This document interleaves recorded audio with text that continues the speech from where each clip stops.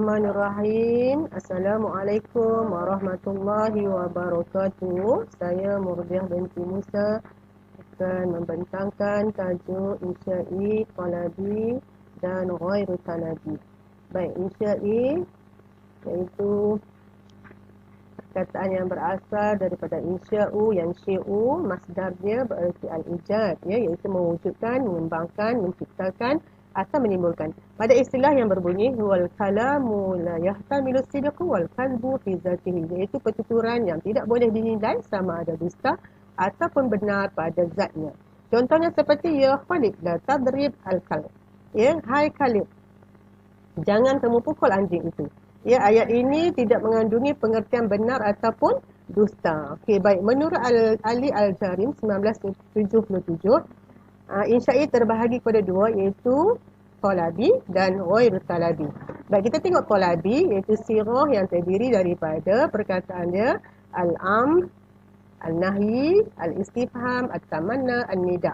Al-amr iaitu perintah, suruhan, an-nahyi larangan, al-istifham pertanyaan, at-tamanna harapan, an-nida keseruan.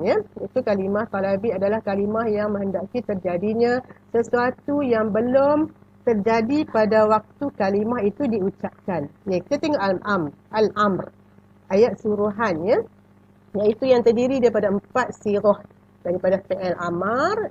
Contoh ayat yang berbunyi ud'u ila sabili rabbika bihikmah.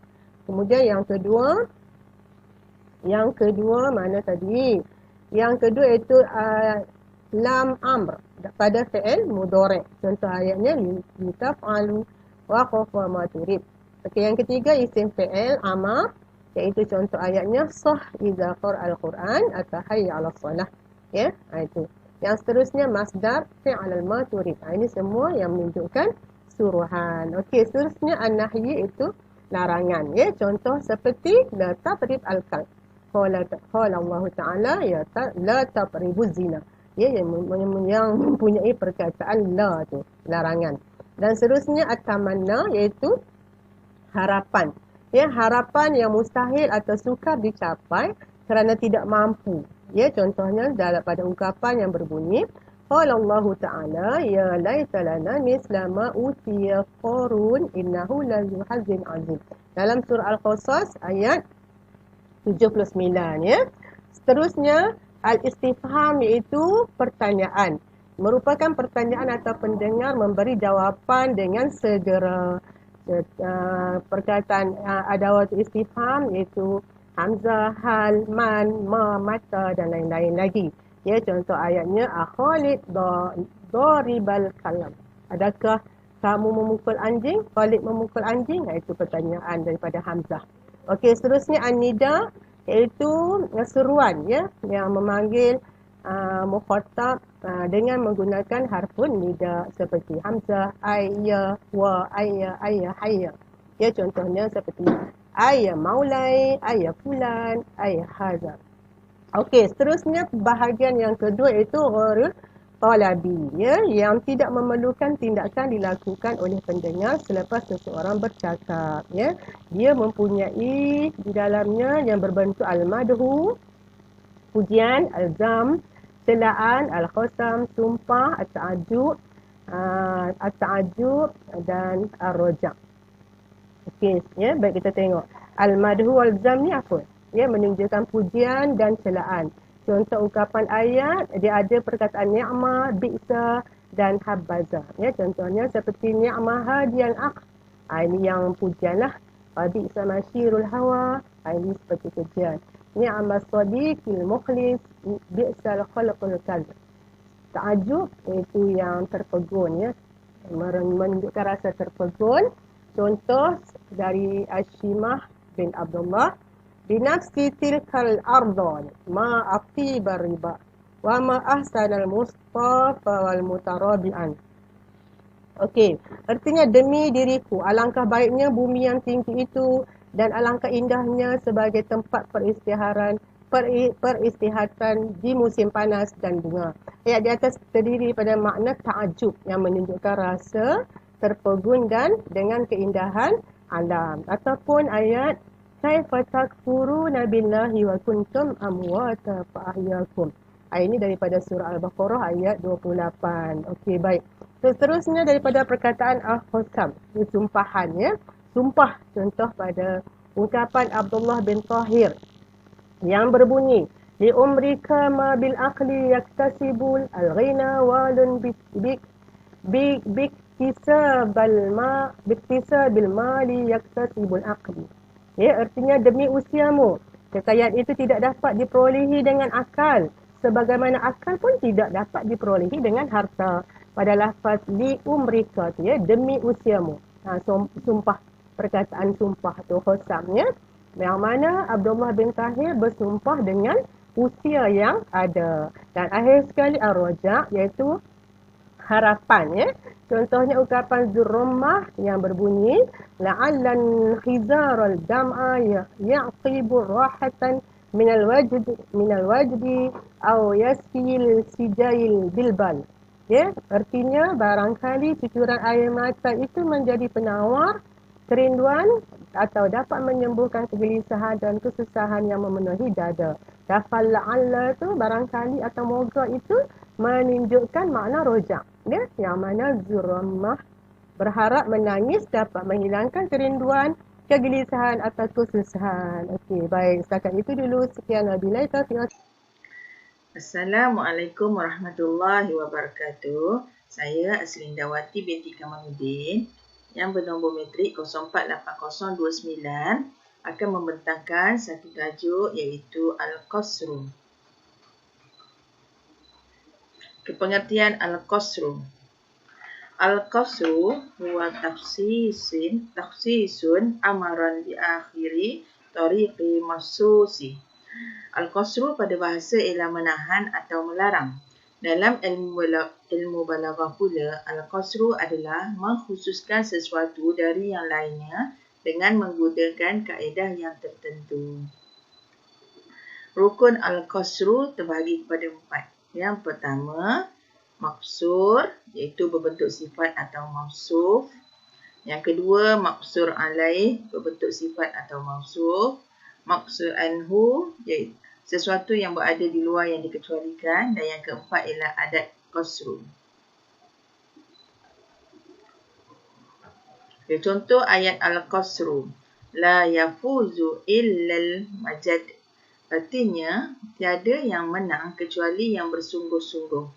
Kalimah tersebut sudah sempurna sebagai kalimah Al-Qasru kerana telah memenuhi rukun Al-Qasru, iaitu maksur pada kalimah yafuzu, maksur alaih pada kalimah al-majad, maksur anhu iaitu segala sifat, segala kesungguhan dan adat qasru iaitu la dan illa.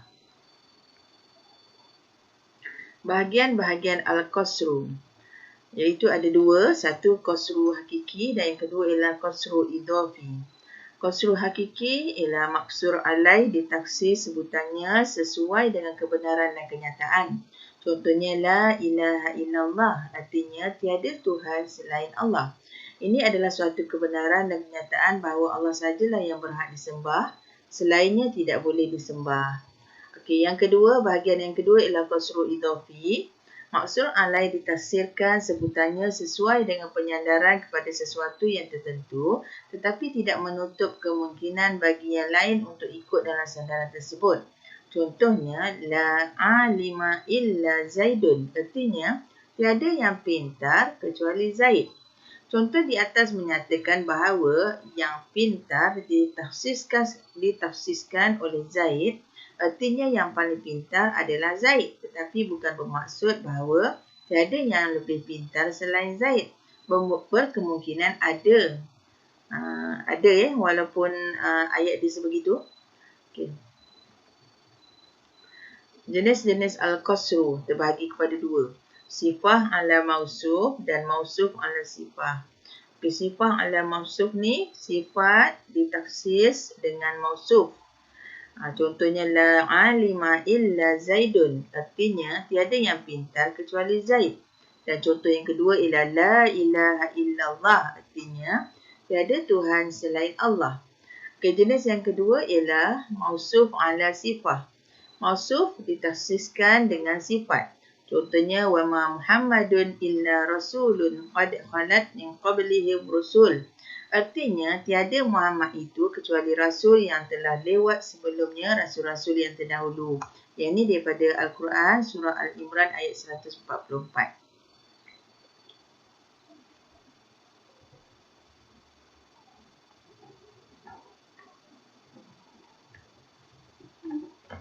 Okey, adat Al-Qasru. Adat Al-Qasru, dekat sini ada 4. Yang pertama, nafi dan istiqnab.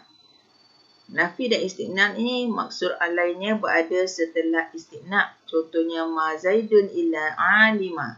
Tiada Zaid kecuali pintar, artinya. Yang bahagian B pula perkataan innama. Maksud alainya wajib diakhirkan. Contohnya, innama harrama alaikumul maitata waddama walahmil khinzir wa ma ahlun bihi liwairillah. Artinya, sesungguhnya Allah hanya mengharamkan bagimu bangkai, darah, daging babi dan binatang yang ketika disembelih disebut nama selain daripada nama Allah. Yang ini daripada ayat Al-Quran surah Al-Baqarah ayat 173. Okey, C, ataf, la ataupun bal ataupun lakin.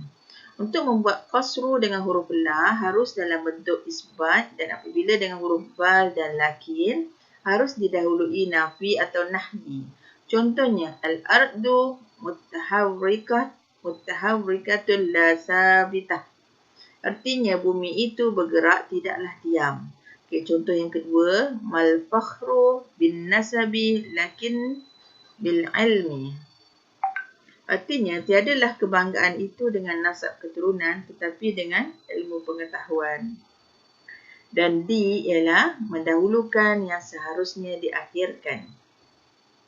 Mendahulukan yang seharusnya diakhirkan adalah mendahulukan satu perkataan yang biasanya diakhirkan dalam kaedah ilmu nahwu seperti khabar dan maf'ul.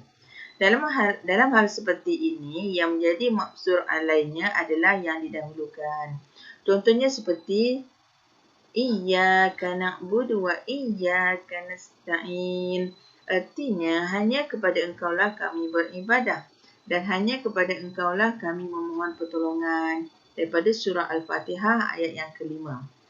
Kemudian contoh lagi satu, walillahi mulkus samawati wal ard wallahu ala kulli syai'in qadir. Artinya, dan kepunyaan Allah lah kerajaan langit dan bumi, dan Allah Maha Perkasa atas segala sesuatu. Okey, kesimpulan daripada apa yang saya dapat daripada Al-Qasru ini ialah Al-Qasru adalah pemfokusan atau mengkhususkan sesuatu yang lain dengan kaedah tertentu. Setiap ungkapan Al-Qasru mesti memiliki 4 rukun, iaitu maksur, maksur alai, maksur anhu dan adat qasru. Bahagian Al-Qasru pula adalah qasru hakiki dan qasru idafi. Sekian sahaja perbentangan saya pada hari ini. Saya sudahi dengan Assalamualaikum warahmatullahi wabarakatuh. Assalamualaikum warahmatullahi wabarakatuh. Saya Maznah binti Ismail, nombor matrik 048030. Saya akan menyambung perbahasan yang dibuat oleh kawan saya yang sebelum ni. Saya akan membahaskan tentang tajuk faslu wal waslu. Pengertian faslu pada bahasa ialah memisahkan, memotong atau memutuskan. Pada istilah pula iaitu menggabungkan dua kalimah dengan tidak menggunakan huruf ataf. Huruf ataf ni ialah huruf waw. Okey, seterusnya macam mana kita nak tentukan kedudukan faslu ni, penggunaan dia. Okey, yang pertama, keadaan yang pertama iaitu kamalul ittisal. Apa dia kamalul ittisal ni? Kamalul ittisal ni ialah terdapat hubungan yang sempurna antara kalimah yang pertama dengan kalimah yang kedua. Okey, untuk kamalul ittisal ni dia mempunyai 3 keadaan. Keadaan yang pertama iaitu sebagai taukid. Contoh dia, fa inna ma'al usri yusra, inna ma'al usri yusra. Okey, ayat yang ke-6 tu, inna ma'al usri yusra tu merupakan taukid dari ayat yang ke-5. Dan tidak perlu diatofkan dan tidak perlu ditambah waw. Okey, yang kedudukan keadaan yang kedua iaitu sebagai bayan. Okey, sebagai bayan, contoh dia, yasumunakum su'al azab, yudhabbihuna abna'akum. Okey, ya, yudhabbihuna abna'akum tu merupakan bayan bagi jumlah yasumunakum su'al azab. Okey, pada ayat di atas tu terdapat pergabungan dua kalimah. Pergabungan antara dua kalimah yang tidak perlu diletakkan huruf ataf. Okey. Keadaan yang ketiga iaitu sebagai badal. Okey, contoh dia yudabbirul amr yufassilul ayat. Okey. Antara kalimah yang pertama dengan kalimah kedua itu berbeza sama sekali. Itu kalimah pertama kalam khabari, kalimah yang kedua kalam insya'i, dan atau tidak ada perkaitan makna di antara keduanya. Okey. Jadi kalimah yufassilul ayat itu merupakan badal dari yudabbirul amr. Okey. Keadaan yang kedua iaitu kamalul inqita', iaitu berbeza dari antara kalimah pertama dengan kalimah yang kedua. Seperti kalimah yang pertama kalam khabari dan kalimah yang kedua kalam insya'i, atau tidak ada perkaitan makna antara keduanya. Contoh dia, hadara wazirus su'unid dini, telah hadir Menteri Keuangan. Itu dia punya jawapan dia hafizallahu fi. Makna tak ada perkaitan dengan kehadiran Menteri Keuangan tu dengan jawapan hafizallahu fi. Okey. Hadara wazirus su'unid diniyah tu adalah kalam berbentuk khabari, hafizallahu fi tu berbentuk insya'i. Okey, tak ada perkaitan makna dan tak ada berbeza dari segi kalimah khabari, kalam khabari dengan kalam insya'i. Okey, untuk yang ketiga iaitu syibhul kamalil ittisal, iaitu kalimah yang kedua adalah jawapan bagi kalimah yang pertama. Wa aujasa minhum qalu la takhaf. Okey, artinya dan merasa takut kepada mereka, malaikat pun berkata janganlah kamu merasa takut. Okey. Kalimah yang kedua, qalu la takhaf, adalah jawapan untuk kalimah yang pertama, wa'au jasaminhum. Oleh kerana itu, penggunaan ataf tidak diperlukan. Okey, untuk seterusnya, pengertian waslu. Pengertian waslu pada bahasa iaitu menghimpun atau menggabungkan. Pada istilah pula itu mengatafkan sesuatu kalimah pada kalimah sebelumnya menggunakan huruf ataf iaitu huruf waw. Bagaimana kita nak menentukan waslu ni? Okey, dia ada 3 kedudukan, 3 ketentuan. Yang pertama, memiliki i'rab yang sama. Okey, memiliki i'rab yang sama. Okey, jika sesuatu kalimah digabungkan dengan kalimah sebelumnya atau dengan kalimah sebelumnya dengan kalimah yang kedua itu yang sama hukum, maka mesti menggunakan huruf ataf iaitu huruf waw. Contoh dia, wallahu yuhyi wa yumit. Wallahu yuhyi wa yumit. Okey. Makna dia Allah yang menghidupkan dan mematikan. Okey. Untuk ketentuan yang kedua, sama bentuk khabar, jumlah khabar atau insya' dan ada kesesuaian makna dia. Okey, sama bentuk ni maknanya dua-dua kalimat tu khabar atau kedua-dua insya' ataupun ada sesuai makna dia. Okey, contoh yang saya beri ni dia kata innal abrara lafi na'im wa innal fujjara lafi jahim. Sesungguhnya orang yang berbuat baik itu berada dalam kenikmatan, sementara orang yang jahat itu berada dalam neraka jahim. Okey, dan kedudukan yang ketiga iaitu ketentuan yang ketiga iaitu dua jumlah berbeza, tetapi apabila dipisahkan akan mengaburkan maknanya. Okey, contoh yang saya beri, jawapan bagi soalan, apa yang boleh saya bantu? Orang akan bertanya kita, apa yang boleh saya bantu? Kita jawab, la, tidak, wa barakallahu fi. Semoga keberkatan itu bersama awak. Tak ada perkaitan pun antara kedua jawapan yang diberi itu tak ada perkaitan. Kalau kita tidak menggunakan huruf ataf, jadi dia akan mengaburkan makna. Dia akan membuat salah faham, berlaku salah faham di antara orang yang bercakap dengan orang yang mendengar. Okey. Itu saja untuk saya. Wabillahi taufiq wal hidayah. Wassalamualaikum warahmatullahi wabarakatuh. Assalamualaikum warahmatullahi wabarakatuh. Saya Maznah binti Ismail, nombor matrik 048030. Saya akan menyambung perbahasan yang dibuat oleh kawan saya yang sebelum ni. Saya akan membahaskan tentang tajuk faslu wal waslu. Pengertian faslu pada bahasa ialah memisahkan, memotong atau memutuskan. Pada istilah pula iaitu menggabungkan dua kalimah dengan tidak menggunakan huruf ataf. Huruf ataf ni ialah huruf waw.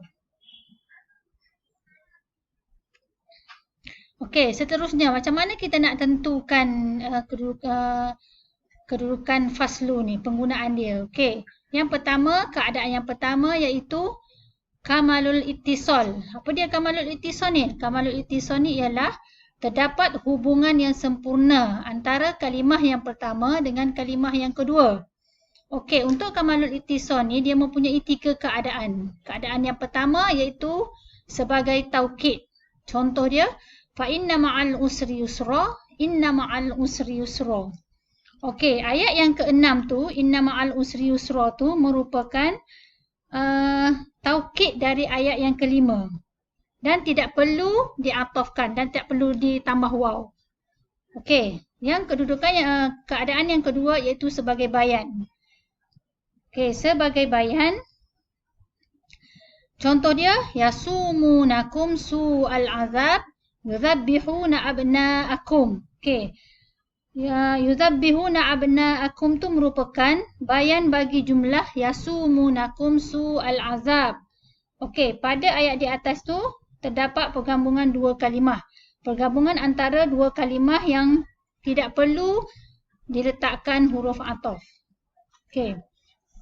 Keadaan yang ketiga iaitu sebagai badal. Okey, contoh dia yudabbirul amr yufassilul ayat. Okey. Antara kalimah yang pertama dengan kalimah kedua itu berbeza sama sekali. Itu kalimah pertama kalam khabari, kalimah yang kedua kalam insya'i, dan atau tidak ada perkaitan makna di antara keduanya. Okey. Jadi kalimah yufassilul ayat itu merupakan badal dari yudabbirul amr. Okey. Keadaan yang kedua iaitu kamalul inqita', iaitu berbeza dari antara kalimah pertama dengan kalimah yang kedua. Seperti kalimah yang pertama kalam khabari dan kalimah yang kedua kalam insya'i, atau tidak ada perkaitan makna antara keduanya. Contoh dia, hadara wazirus su'unid dini, telah hadir Menteri Keuangan. Itu dia punya jawapan dia hafizallahu fi. Makna tak ada perkaitan dengan kehadiran Menteri Keuangan tu dengan jawapan hafizallahu fi. Okey. Hadara wazirus su'udid diniyah tu adalah kalam berbentuk khabari, hafizallahu fi tu berbentuk insya'i. Okey, tak ada perkaitan makna dan tak ada berbeza dari segi kalimah khabari, kalam khabari dengan kalam insya'i. Okey, untuk yang ketiga iaitu syibhul kamalil ittisal, iaitu kalimah yang kedua adalah jawapan bagi kalimah yang pertama. Wa aujasa minhum qalu la takhaf. Okey, artinya dan merasa takut kepada mereka, malaikat pun berkata janganlah kamu merasa takut. Okey. Kalimah yang kedua qalu la takhaf adalah jawapan untuk kalimah yang pertama wa aujasa minhum. Oleh kerana itu penggunaan ataf tidak diperlukan. Okey, untuk seterusnya pengertian waslu. Pengertian waslu pada bahasa iaitu menghimpun atau menggabungkan. Pada istilah pula itu mengatafkan sesuatu kalimah pada kalimah sebelumnya menggunakan huruf ataf iaitu huruf waw. Bagaimana kita nak menentukan waslu ni? Okey, dia ada 3 kedudukan, 3 ketentuan. Yang pertama, memiliki i'rab yang sama. Okey, memiliki i'rab yang sama. Okey, jika sesuatu kalimah digabungkan dengan kalimah sebelumnya atau dengan kalimah sebelumnya dengan kalimah yang kedua itu yang sama hukum, maka mesti menggunakan huruf ataf iaitu huruf waw. Contoh dia, wallahu yuhyi wa yumit. Wallahu yuhyi wa yumit. Okey. Makna dia Allah yang menghidupkan dan mematikan. Okey. Untuk ketentuan yang kedua, sama bentuk khabar, jumlah khabar atau insya dan ada kesesuaian makna dia. Okey, sama bentuk ni maknanya dua-dua kalimat tu khabar atau kedua-dua insya ataupun ada sesuai makna dia. Okey, contoh yang saya beri ni dia kata innal abrara lafi na'im wa innal fujjara lafi jahim. Sesungguhnya orang yang berbuat baik itu berada dalam kenikmatan sementara orang yang jahat itu berada dalam neraka jahim. Okey, dan kedudukan yang ketiga iaitu ketentuan yang ketiga iaitu dua jumlah berbeza. Tetapi apabila dipisahkan akan mengaburkan maknanya. Okey, contoh contoh yang saya beri, jawapan bagi soalan apa yang boleh saya bantu? Orang akan bertanya kita, apa yang boleh saya bantu? Kita jawab, la, tidak, wa barakallahu fi. Semoga keberkatan itu bersama awak. Tak ada perkaitan pun antara kedua jawapan yang diberi itu, tak ada perkaitan. Kalau kita tidak menggunakan huruf ataf, jadi dia akan mengaburkan makna. Dia akan membuat salah faham, berlaku salah faham di antara orang yang bercakap dengan orang yang mendengar. Okey. Itu saja untuk saya. Wabillahi taufiq wal hidayah. Wassalamualaikum warahmatullahi wabarakatuh. Bismillahirrahmanirrahim. Assalamualaikum warahmatullahi wabarakatuh. Saya Asmunir binti Daud, 048002. Okey, seterusnya saya sambung daripada kawan saya. Okey, kita tengok ijaz. Apa maksud ijaz? Ijaz maksudnya ringkas dan jelas. Okey, ijaz adalah mengumpulkan makna yang banyak dengan menggunakan lafaz yang sedikit. Akan tetapi tetap jelas dan sesuai dengan maksud pengungkapannya. Okey, maksudnya di sini ijaz ni lafaznya sedikit tetapi memberi makna yang luas. Luas, jelas dan padat. Okay, kita tengok contoh ijaz. Okey, ini adalah antara contoh ijaz. Banyak lagi contoh dia, tapi saya masukkan satu sahaja kat sini. Okey, bismillahirrahmanirrahim. Khuzil afwa wa'mur bil 'urfi wa'rid 'anil jahilin. Artinya, jadilah engkau pemaaf dan suruhlah orang mengerjakan yang makruf serta berpalinglah daripada orang-orang yang bodoh. So, daripada surah Al-A'raf ayat 199. Okey, ayat di atas menerangkan betapa tentang walaupun cukup pendek dan kata-katanya sedikit tetapi mengandungi makna yang luas. Dia juga menghimpun tentang akhlak-akhlak mulia secara keseluruhan. Ayat di atas tadi, dia pendek tapi kata-kata dia ataupun maksud dia tu luas. Dan diterangkan juga tentang akhlak-akhlak mulia. Bukannya satu akhlak, tetapi akhlak-akhlak mulia secara keseluruhan dia. Maknanya banyaklah, bukannya satu akhlak. Okey, seterusnya kita tengok kepada musawah. Apa itu musawah?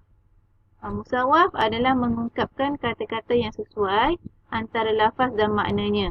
Tidak lebih dan tidak kurang. Jika salah satu dari suatu lafaz dalam kalimah tersebut dikurangi atau dibuang atau tidak disebutkan, maka akan mengurangi maknanya. Okey, musawah ni pula, kata-kata dan lafaz dia ni dia sesuai antara lafaz dengan makna dia. Dia ada lafaz dengan makna dia. Tidak lebih dan tidak kurang. Tak boleh lebih dan tidak boleh kurang. Jika salah satu daripada lafaz atau kalimah tu kurang atau dibuang atau tak disebut, maka akan berubah maknanya atau mengurangi maknanya. Okay, kita tengok contoh dia. Okay, ini antara contoh musawah. Okay, bismillahirrahmanirrahim. Man kafara fa'alaihi kufruhu.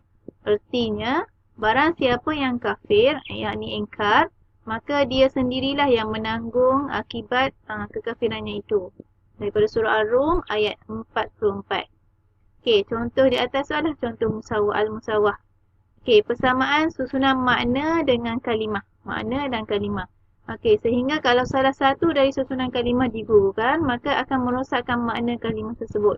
Kita tengok di atas, man kafara fa'alaihi kufruhu. Okey, kafara, kufruhu adalah daripada kalimah yang sama. Tapi ada berbeza maksudnya di situ sebab ada baris yang berbeza. Okey, kalau salah satu dibuang, maknanya dia akan merosakkan maksud kalimah tersebut. Tadi maksud kafara tu kafir. Sedangkan kufruhu tu kekafirannya. Okay, kalau kita buang salah satunya akan berubah maksud kalimah tersebut. Okey, saya rasa itu saja daripada saya. Okay, terima kasih. Assalamualaikum warahmatullahi wabarakatuh. Saya serah kepada kawan saya. Assalamualaikum warahmatullahi wabarakatuh. Nama saya Nuraini binti Ajid, nombor matrik 047672. InsyaAllah hari ini saya akan membentangkan tajuk Al-Itnab. Okey, apa itu Al-Itnab? Al-Itnab adalah menjelaskan makna yang dikehendaki dengan lafaz yang lebih banyak dari yang biasa digunakan kerana mempunyai faedah yang tertentu ataupun tujuan tertentu. Menurut Roslan Abdul Rahman dan rakan-rakan, Al-Itnab dari sudut istilah Arab adalah menjelaskan sesuatu secara berlebihan. Okay, Al-Itnab juga bermaksud menggunakan lafaz tambahan terhadap makna yang dikehendaki. Okay, kita tengok jenis Al-Itnab ataupun cara bagaimana Al-Itnab itu disampaikan. Okay, pertama melalui cara zikrul khas ba'dal am. Kemudian zikrul am ba'dal khas, al-idah ba'dal ibham, tikrar, i'tirad dan tazyil dan ihtiras. Zikrul khas ba'dal am ini ialah menyebut lafaz yang khusus setelah lafaz umum dengan tujuan untuk mengingatkan kelebihan yang khas. Sebagai contoh, pada surah Al-Qamar ayat keempat, A'udzubillahi minasyaitonirrajim. Tanazzalul malaikatu warruhu fiha biizni rabbihim min kulli amr. Okey. Pada contoh ini terdapat kalimah al-malaikatu warruh. Okey. Kedua-dua ni membawa makna al-malaikah ni membawa makna malaikat dan ditambah kalimah ar-ruh untuk memberi penghormatan kepada malaikat Jibril alaihissalam sebab ar-ruh ini fokus kepada malaikat Jibril alaihissalam. Jadi zikrul khas pada am ini menyebut kalimah khas, lafaz yang khas ni setelah lafaz yang umum. Okey, seterusnya zikrul am ba'dal khas, iaitu menyebut lafaz yang umum setelah lafaz khusus. Ia bertujuan untuk memberi perhatian yang lebih khusus kerana disebut dua kali, iaitu secara umum dan juga khusus. Kita tengok contoh pada ayat ini. A'udzubillahi minasyaitonirrajim. Rabbighfirli wa liwalidayya wa liman dakhala baiti mu'minan walil mu'minina wal mu'minat wala tazidiz zalimina illa tabara. Okay, kalimah wali walidayya merupakan lafaz tambahan kerana di lafaz wali walidayya ini terangkum maknanya dalam kalimah lil mu'minina wal mu'minat. Okey. Seterusnya al-idah ba'dal ibham, iaitu menyebut lafaz yang jelas maknanya setelah menyebut lafaz yang maknanya tidak jelas. Okey, ia bertujuan untuk mempertegas makna kepada pendengar. Sebagai contoh pada ayat ini, wa qadayna ilaihi dzalikal amra anna dabira haula'i maqtu' musbihin. Okey, kalimah daripada kalimah anna dabira haula'i maqtu' ini merupakan penjelasan bagi lafaz amar pada ayat yang sebelum ini. Okey, jadi dia menyatakan menyebut makna yang jelas selepas menyebut makna lafaz yang tidak jelas. Okey. Seterusnya Tikrar. Tikrar ini ialah mengulang menyebut suatu lafaz bertujuan untuk mengetuk jiwa pendengarnya terhadap makna ayat yang dimaksudkan. Okey, sebagai contoh, pada syair Antara bin Shaddad, okey, yad'una antara warumah ka'annaha ashtanu bi'rin fi ablubnal في لبان الأدهم يدعون أن ترى والسيوف كأنها لمع البوارق في سحاب مظلم. Okey, jika kita lihat pada syair ini terdapat pengulangan pada kalimah yad'una antara. Okey, jadi pengulangan ini untuk bertujuan mengetuk jiwa pendengarnya terhadap makna sebenar yang hendak disampaikan oleh penyair ini. Okey, seterusnya i'tirad. I'tirad ini iaitu memasukkan suatu kalimah sebagai sisipan sahaja dan kalimah ini tidak mempunyai i'rab dalam jumlah, dalam ayat. Okey, ia bertujuan untuk mencantikkan gaya bahasa ataupun kebalaghahannya, okay, dan menyampaikan makna sesuatu ayat. Okey, sebagai contoh, Innallaha tabaraka wa ta'ala latifun bi'ibadihi. Okey, kita lihat di sini kalimah ta'ala ini adalah sisipan dalam ayat ini sebab dia tidak mempunyai i'rab. Tujuannya untuk, selain itu tujuannya untuk memuliakan. Okey, sesungguhnya yang membawa maksud ayat ini membawa maksud sesungguhnya Allah yang maha mulia dan maha tinggi.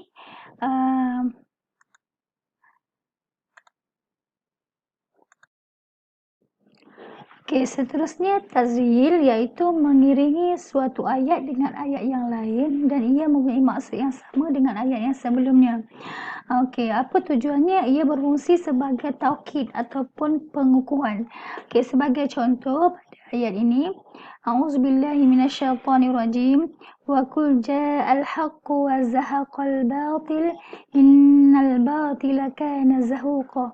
Okey, pada ayat innal batila kana zahuqa, ia merupakan tazyil pada ayat yang sebelumnya wa qul ja'al haqqu wa zahaqal batil. Nak menerangkan batil kana zahuqa sebagai taukid bahawa sesungguhnya yang batil itu akan lenyap. Okey, seterusnya ihtiras iaitu membawa maksud penjagaan yang mana apabila seseorang itu bercakap atau menyampaikan ayat, mungkin apa yang disampaikan itu membuatkan timbulnya salah faham maksud sebenar ayat tu. Jadi tujuan ihtiras ini untuk mengelakkan salah faham. Jadi kita tengok contoh pada ayat ini, wa yut'imuna at-ta'ama ala hubbihi miskinan wa yatiman wa asira. Okey, kalimah ala hubbihi ini didatangkan membawa maksud tak semestinya dalam keadaan mana pun seseorang itu kalau dia boleh memberi makan atau bersedekah, maka ia lebih baik. Tak semestinya tunggu dia kaya ataupun mempunyai banyak harta. Okey, itu sahaja daripada saya bagi menerangkan al-itnab, dan saya harap kita sama-sama dapat manfaat daripada khulasah 7 topik yang disampaikan oleh kumpulan kami. Assalamualaikum warahmatullahi wabarakatuh.